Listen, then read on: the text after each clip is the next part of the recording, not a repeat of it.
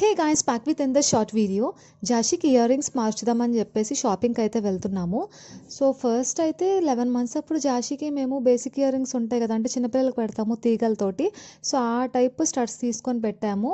యాక్చువల్గా అది పెట్టిన వాటితోనూ సరిగా పెట్టలేదో ఏమో తెలియదు, కానీ అది చుట్టు పెడతారు కదా వెనక, ఆ చుట్టు ఏంటంటే ప్రెస్ అయిపోయి సైడ్ ఇంకొక హోల్ పడిపోయింది అనమాట. యాక్చువల్ హోల్ కాకుండా దాని పక్కనే ఇంకొక హోల్ అలాగా పడిపోయింది. అంటే ఇప్పటికి 5 years అయ్యింది కదా.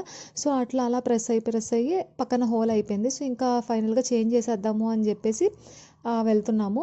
సో దారిలో వెళ్తుంటే గోపాలపట్నం దగ్గర మాకు డీమార్ట్ పెడుతున్నారు అనమాట. ఇది కనిపించింది, కొత్తగా కన్స్ట్రక్షన్ చేస్తున్నారు. ఐ మీన్ ఆల్రెడీ ఆల్మోస్ట్ అయిపోయినట్టుంది.